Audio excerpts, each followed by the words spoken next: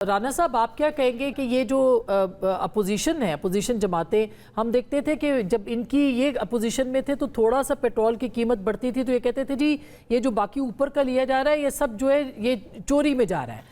लेकिन अब ऐसा नहीं है, अपोजिशन जमातें भी खामोश हैं इस वक्त। कोई तो आवाज़ आवाम की बने।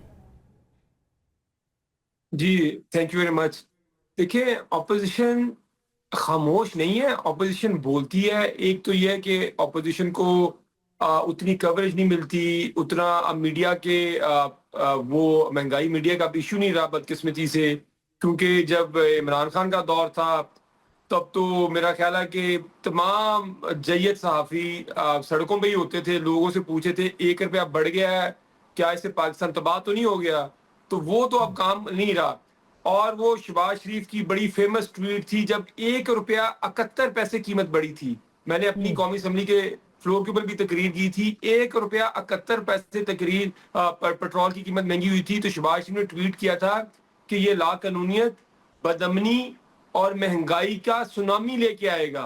तो फिर मैंने कहा कि ये जो 110-15 रुपए जो आप पेट्रोलियम की लेवी है और पेट्रोल जो 350 के पास पहुंच चुका है, ये तो तकरीबन 20 रेक्टर स्केल का ज़लज़ला इस पे आ जाना चाहिए था। लेकिन आप देख रहे हैं कि हुकूमत के पास, हुकूमत का जो मेन बयानिया बताऊं क्या है कि ये आपको सारा दिन बताएंगे कि हम हमारी मईशत तबाह इन्होंने 4 साल में क्यों की है। इनके पास हर चीज का बहाना है, हर चीज का बहाना है। अभी ये बता रहे थे कि दुनिया में फलाने मुल्क में ये हो रहा है, फलाने मुल्क में ये हो रहा है। चले, मैं अभी और टेक्निकल और इकोनॉमिक पार्ट पे आता हूँ। उन मुल्कों में जब वोट मगरब में जब वोट गिने जाती है ना, तो जिस पार्टी का मैंडेट होता है, तो फिर ये भी नहीं किया जाता कि 70-70 हजार वोटों की लीड वाले को वो जीत के वो ऐवान में आके बैठ जाता है। तो वहां पे ये भी नहीं होता। वहां पे 17 सीटों से आगे लोग इक़्तिदार पे भी नहीं बैठ जाते। वहां पे ऑपोजिशन के वजूद को तस्लीम किया जाता है।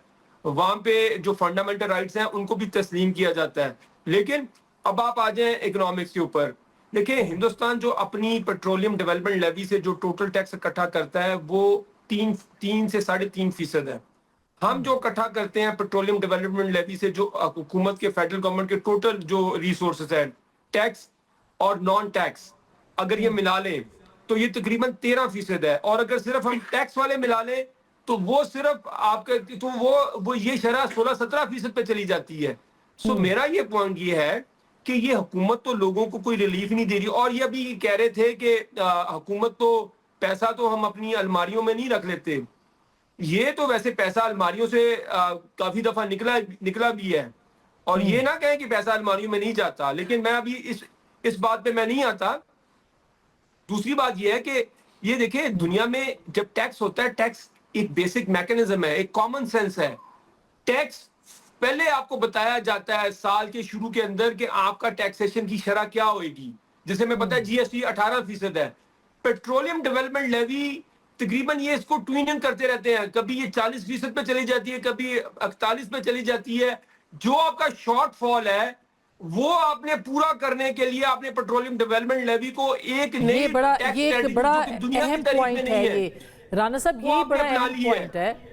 हाँ, बिल्कुल सही बात है, ये अहम पॉइंट है। और इसके ऊपर हम ये राना साहब, ये जो राना आतिफ साहब बात कर रहे हैं, अब इस पे आप देखिए कि तकरीबन 7 रुपए जो है वो नकलो हमल जो है, यानी उसको लाने ले जाने के अखराजात जो हैं उसके ऊपर है। अच्छा, इसके अलावा जो तकरीबन 100 रुपए से ऊपर का ये पीडीएल है, यानी और कस्टम ड्यूटीज़ हैं, कस्टम ड्यूटीज़ भी हैं।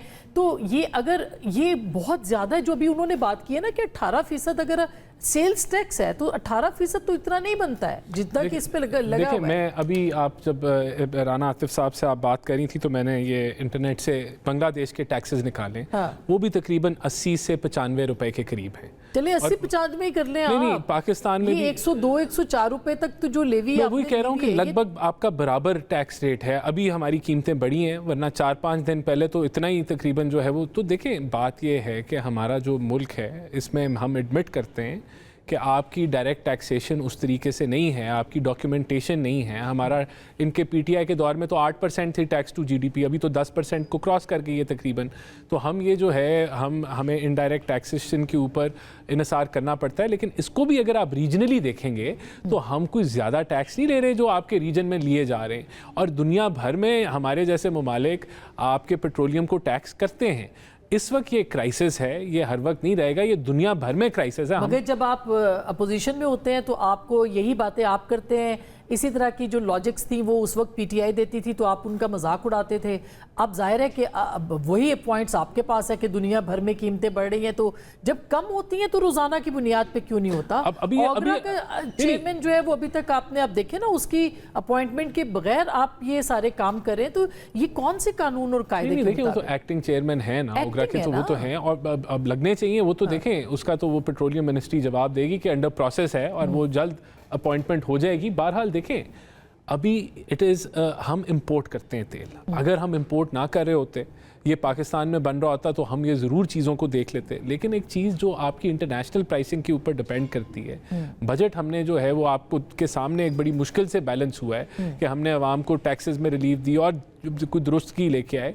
तो ये इसको हम रिव्यू कर रहे हैं, प्राइम मिनिस्टर देख रहे हैं। ऑस्टेरिटी प्रॉबेबली दोबारा इंप्लीमेंट हो जाएगी अभी आने वाले चंद दिनों के अंदर, ब्यूरोक्रेट्स की तनख्वाह बढ़ाने के बाद। देखें वो मैंने आपको बता दिया कि एक डिस्पैरिटी थी, सूबे की और वफाक की डिस्पैरिटी थी। अब आप ये देखें कि आपकी कंपनी हो और इसी के अंदर काम वही हो, लेकिन जो है वो पेज डिफरेंट हो, तो एक पुरानी डिमांड वो चलती आ रही थी जिसको दुरुस्त किया गया। तो ये तो दैट इज द एक्सप्लेनेशन। ठीक, राना साहब मुझे ये बताइए, राना आतिफ साहब, कि आप जाहिर है कि आम हालात होते अपोजिशन जमातों के तौर पे इकट्ठे मिलके कोई एक कॉलिंग अटेंशन आ जाता है या फिर सेशन भी बुलाया जा सकता है इस गवर्नमेंट को अकाउंटेबल करने के लिए। आप उसकी लेजिटिमेसी के ऊपर बात कर रहे हैं, ये जो इस वक्त कारकर्दगी है उसको क्यों आप क्वेश्चन नहीं करते हैं? क्या आप लोगों ने सोचा है कि मिलके आप एक इजलास कौमी असम्बली का सिर्फ और सिर्फ इसके ऊपर बुलाएं कि ये जो पीडीएल है इसके मामलात और ये जो रोजाना की बुनियाद के ऊपर बम गिर रहे हैं, अवाम के जो इशूज हैं उनके ऊपर बात की जा सके?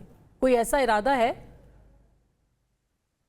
कौमी असम्बली का इजलास तो मेरा ख्याल आनकरीब वैसे ही शेड्यूल है, आने वाला है। लेकिन मैं अभी कमेंट नहीं करना चाहूंगा। अभी ये ऑस्टेरिटी की बात कर रहे थे कि जी ऑस्टेरिटी है। मैं आपको बताऊं, ऑस्टेरिटी पाकिस्तान में 1 लाख सरकारी गाड़ी है, 1 लाख, और वो पूल कार भी नहीं होती इनमें ज्यादातर। ब्रिटेन के अंदर जो टोटल गाड़ियां, जो सरकारी गाड़ियां, वो 115 से 20 हैं, और ब्रिटेन की इकोनॉमी कोई 5 ट्रिलियन की इकोनॉमी है। ये ऑस्टेरिटी चेक कर लें, एक वो मुल्क जिसका बाल बाल इन्होंने कर्जों में चक्कर दिया हुआ है। पूछ लें इनसे। हैं? सवाल कर रहे हैं कि पीटीआई के दौर में ये गाड़ियां नहीं थी। राना साहब आप बात सुने, अब आप देखिए ना, अब आप थोड़ा सा वीक पिच पे चले गए हैं। ये आपकी 5वीं बारी है।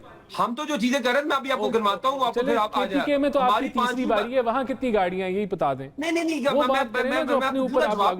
आपको चले एक सेकंड राना साहब, देखिए प्लीज मुझे इंटरप्ट ना करें। जी पंजाब के अंदर आपकी 7वीं बारी है।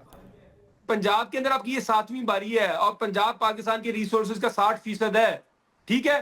तो मैं आपकी ऑस्टेरिटी को मैं आपकी एक्सपोज करता हूँ। आपका एक वजीर निकलता है, इसके पीछे 15 गाड़ियां होती हैं। आपकी कोई ऑस्टेरिटी नहीं है। आपने तनख्वाहें वजीरों की, अपने पार्लियामेंटेरियंस की जो की है वो उस पर भी आ जाए। दूसरी बात, अभी ये एग्जांपल दे रहे थे कि जी बांग्लादेश में, मैं पहले कह चुका हूँ, अच्छा बांग्लादेश की जो पर कैपिटा इनकम है वो तो $2300 है। हिंदुस्तान की पर कैपिटा इनकम $3000 है। पहले तो मुझे ये बताएं कि हमारा उनके साथ कंपैरिजन किस तरह टैक्सेशन का कर सकता है।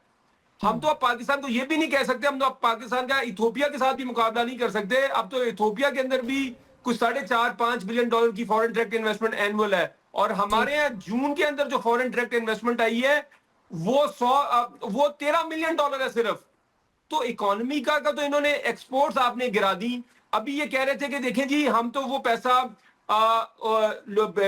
बिजनेसेस को रिलीफ देने के लिए करते हैं, लेकिन बिजनेसेस को आप कोई रिलीफ नहीं दे रहे, लेकिन आप रिलीफ दे रहे हैं एलीट को, और ये एलीट के कैप्चर है। अच्छा, आप वो टैक्स इकट्ठा किससे कर रहे हैं? पाकिस्तान के गरीबों से। ये 80% पेट्रोलियम का जो यूजेज है वो पाकिस्तान के अंदर मोटरसाइकिल में है, रिक्शे में है, चिंची में है, और गरीब लोग उसको इस्तेमाल करते हैं। आप 80% लोगों को आपने रिलीफ तो बेचारों को क्या देना है आपने? आप उनकी जेबों से 1500-1600 अरब निकाल के एलीट कैप्चर को आप दे रहे आप ये elite को अच्छा पैसे देते हैं। ये सारे ये बड़े वैलिड क्वेश्चंस हैं आपके ये बड़े वैलिड क्वेश्चंस हैं, इसके ऊपर बात करेंगे। मिलते हैं ब्रेक के बाद।